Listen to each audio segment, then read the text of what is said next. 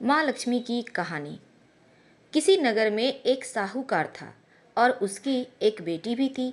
वह हर रोज पीपल सींचने जाती थी। उसमें से रोज लक्ष्मी जी बाहर निकलती और चली जाती थी। एक दिन लक्ष्मी जी ने साहूकार की लड़की से कहा, तुम मेरी सहेली बनोगी? लड़की ने कहा, मैं अपने पिताजी से पूछकर कल बतलाऊंगी।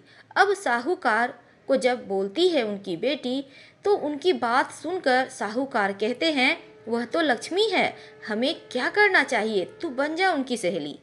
अब अगले दिन लड़की फिर पीपल सींचने गई तो लक्ष्मी जी बाहर निकल कर आई।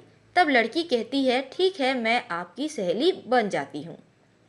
लक्ष्मी जी की सहेली बनने के कुछ दिन बाद ही लक्ष्मी जी साहूकार की बेटी को अपने घर जीवने का के लिए न्योता देती है।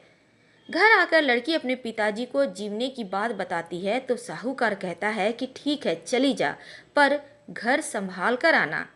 लक्ष्मी जी के यहाँ जब लड़की जीवने गई तो लक्ष्मी जी ने उसका बहुत सत्कार किया। उसे साल दो साला दिया और जाते हुए बहुत से रुपये भी दिए और कहा कि अब मैं तुम्हारे घर जीवने आऊंगी। लड़की ने हाँ कर दी। लड़की घर आकर चुपचाप बैठ गई। उसने पिता से इसका जब उसके पिता ने पूछा कारण, तब उसने कहा कि लक्ष्मी जी ने मेरा बहुत सत्कार किया और मुझे बहुत कुछ दिया, लेकिन हम उसे क्या दे सकते हैं, हमारे घर में तो कुछ भी नहीं है। पिता ने कहा, जैसा है जो भी है हम उसी से उन्हें जिमा देंगे।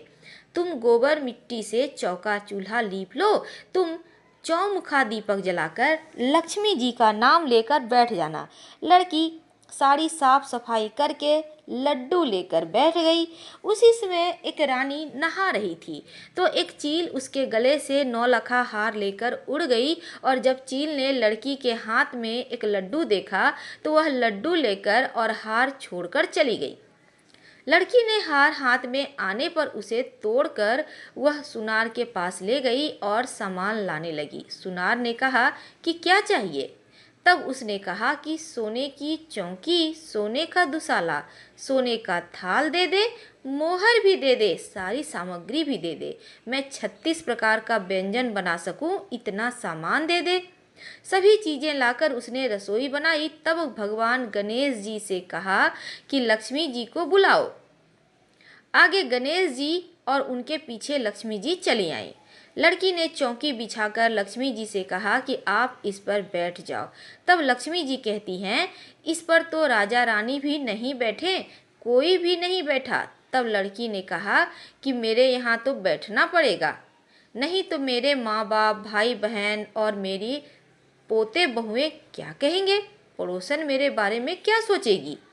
लड़की लक्ष्मी जी साहूकार की बेटी की सहेली बनी थी तो उनकी 28 पीढ़ियों तक यहीं रहना था, इसलिए वह चौकी पर बैठ गई। लड़की जब उनकी बहुत खातिर की और जैसे लक्ष्मी जी ने किया था ठीक वैसे ही उसने सब काम किया।